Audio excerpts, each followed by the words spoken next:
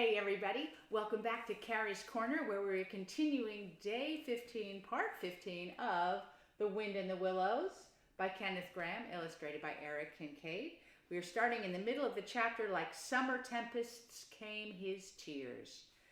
The toad retraced his weary way on foot and related his disappointing experiences to the water rat once more. Well, what did I tell you, said the rat very crossly. And now look here, see what you've been and done? Lost me my boat that I was so fond of, that's what you've done, and simply ruined that nice suit of clothes that I lent you. Really, Toad, of all the trying animals, I wonder you managed to keep any friends at all. The toad saw at once how wrongly and foolishly he had acted. He admitted his errors and made a full apology to Rat for losing his boat and spoiling his clothes. And he wound up by saying, Ratty, I see that I've been a headstrong and willful toad. Henceforth, believe me, I will be humble and submissive and will take no action without your kind advice and full approval. If that is really so, said the good-natured rat, then my advice to you is, considering the lateness of the hour, to sit down and have your supper, which will be on the table in a minute, and be very patient, for I am convinced that we can do nothing until we have seen the mole and the badger, and heard their latest news, and held conference, and taken their advice in this difficult matter. Yes, of course, the mole and the badger, said Toad lightly. What's become of them, the dear fellows? I'd forgotten all about them. Well, you may ask, said the rat sharply. While you were riding about the country in expensive motor cars and galloping proudly on blood horses and breakfasting on the fat of the land, those two poor devoted animals have been camping out in the open in every sort of weather, living very rough by day and lying very hard by night, watching over your house, keeping a constant eye on the stoats and the weasels, scheming and planning how to get your property back for you. You don't deserve to have such true and loyal friends, Toad. You don't, really. Some day, when it's too late, you'll be sorry you didn't value them more while you had them. I am an ungrateful beast, I know, sobbed Toad, shedding bitter tears. Let me go out and find them, out in the cold, dark night, and share their hardships, and try and prove my... Hold on a bit. Surely I heard the chink of dishes on a tray. Supper's here at last, hooray! Come on, Ratty! The rat remembered that poor Toad had been on prison rations for a considerable time, and that large allowances had therefore to be made. He followed him to the table and encouraged him in his gallant efforts to make up for past hardships. They had just finished their meal and returned to their armchairs when there came a heavy knock at the door. Toad was nervous, but the rat, nodding mysteriously at him, went straight up to the door and opened it, and in walked Mr. Badger. He had all the appearance of one who for some nights had been kept away from home, and all its little comforts and conveniences. His shoes were covered with mud, and he was looking very rough and untidy, but then he had never been a very smart man, the badger, at the best of times. He came solemnly up to Toad, shook him by the paw, and said, Welcome home, Toad, at last. What am I saying? Home, indeed. This is a poor homecoming, unhappy Toad. Then he turned his back on him, sat down to the table, drew his chair up, and helped himself to a large slice of cold pie. Toad was quite alarmed at this very serious style of greeting, but the rat whispered to him, Never mind, don't take any notice, and don't say anything to him just yet. He's always rather low when he's hungry. In half an hour he'll be quite a different animal. So they waited in silence, and presently there came another and a lighter knock. The rat, with a nod to Toad, went to the door and ushered in the mole, very shabby and unwashed, with bits of hay and straw sticking in his fur. There's the badger and the mole coming in again.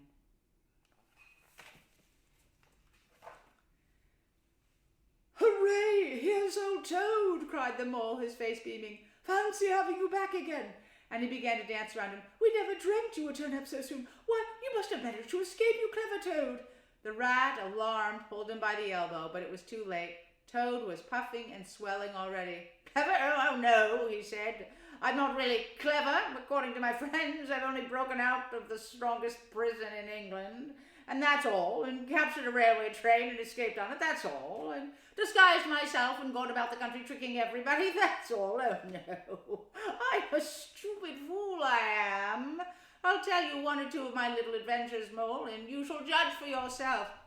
Well, said the Mole, moving toward the supper table. Supposing you talk while I eat, not a bite since breakfast, oh my.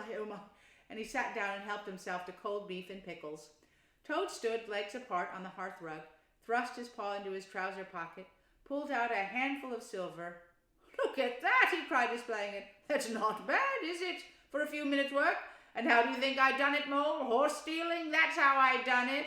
Go on, Toad, said the Mole, immensely interested. Toad, do be quiet, please, said the Rat, and don't you egg him on, Mole, when you know what he is, but please tell us as soon as possible what the position is and what's best to be done, now that Toad is back at last. The position's about as bad as it can be, replied the Mole grumpily, and as for what's to be done, why, blessed if I know. The Badger and I have been round the place by night and by day, always the same thing. Sentries posted everywhere, guns poked out at us, stones thrown at us, always an animal on the lookout, and when they see us, my, how they do laugh. That's what annoys me the most.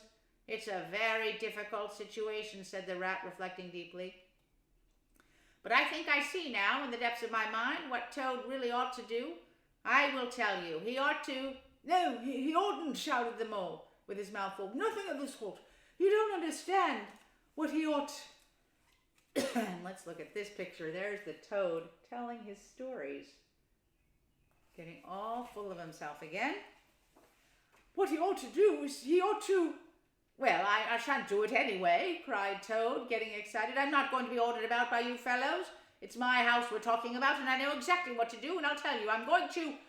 By this time, they were all three talking at once at the top of their voices, and the noise was simply deafening, when a thin, dry voice made itself heard, saying, Be quiet at once, all of you, and instantly everyone was silent.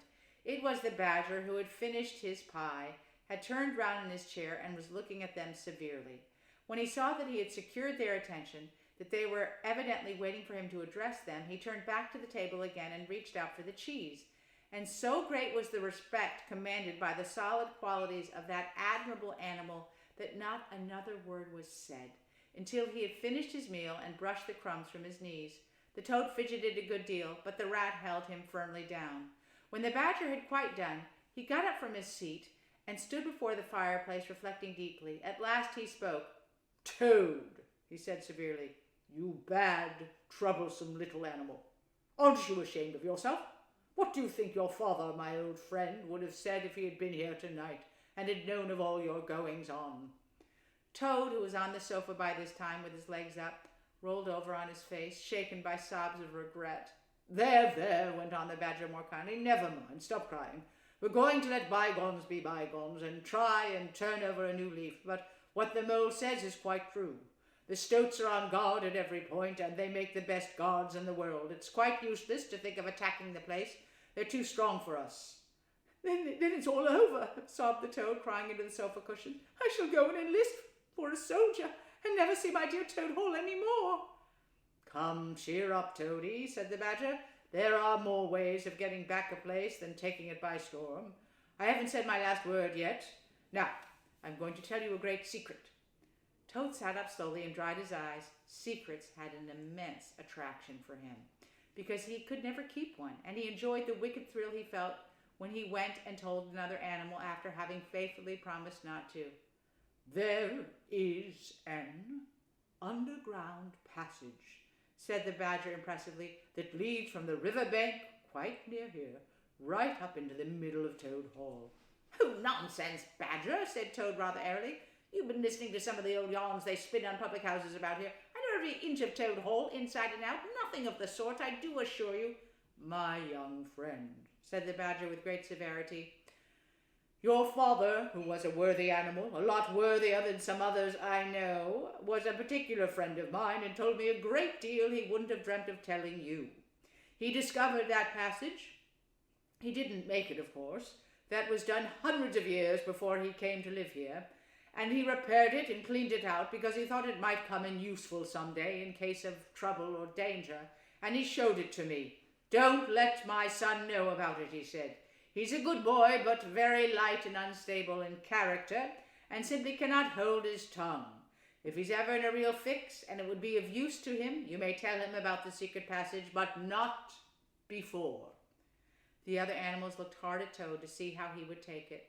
Toad was inclined to be sulky at first, but he was brightened up immediately like the good fellow he was.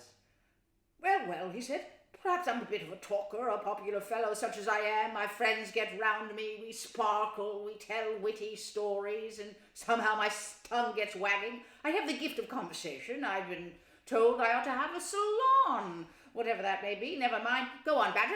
How's this passage of yours going to help us? I've found out a thing or two lately, continued the Badger. I got Otter to disguise himself as a sweep and called at the back door with brushes over his shoulder asking for a job. There's going to be a big banquet tomorrow night. It's somebody's birthday, the Chief Weasel's, I believe. Look at Otter disguised.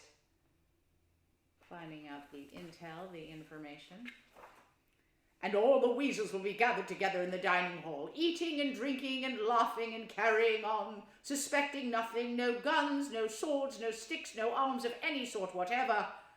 But the guards will be posted as usual, remarked the Rat. Exactly, said the Badger. That is my point. The weasels will trust entirely to their excellent guards, and that is where the passage comes in. That very useful tunnel leads right up under the butler's pantry, next to the dining hall. Aha! That squeaky board in the butler's pantry, said Toad. Now I understand it. We shall creep out quietly in the butler's pantry, cried them all, with our pistols and swords and sticks, and rush in upon them, said the Badger. And whack 'em and whack 'em and whack 'em, cried the Toad, running round and round the room and jumping over the chairs. Very well, then, said the Badger, resuming his usual dry manner. Our plan is settled, and there's nothing more for you to argue and squabble about. So, as it's getting very late, all of you go right off to bed at once. We will make all the necessary arrangements in the course of the morning tomorrow. Toad, of course, went off to bed dutifully with the rest. He knew better than to refuse, though he was feeling much too excited to sleep. But he had had a long day with many events crowded into it, and sheets and blankets were very friendly and comforting things after plain straw, and not too much of it spread on the stone floor of the draughty cell, and his head had not been many seconds on the pillow before he was snoring happily. Naturally, he dreamt a good deal about roads that ran away from him just when he wanted them, and canals that chased him and caught him, and a barge that sailed into the banqueting hall with his week's washing, just as he was giving a dinner party, and he was alone in the secret passage, pushing onwards, but it twisted and turned round and shook itself and sat up on its head. Yet somehow, at the last, he found himself back in Toad Hall, safe and sound, with all his friends gathered round about him, earnestly assuring him that he really was a clever toad. And that brings us to the end of today's reading, The Wind in the Willows. Stay tuned tomorrow for part 16, where we will continue with this chapter. Like summer, tempests came his tears. See you tomorrow. Have a great day. Bye. That's Frog. See you later. Have fun doing everything you do today. Bye-bye.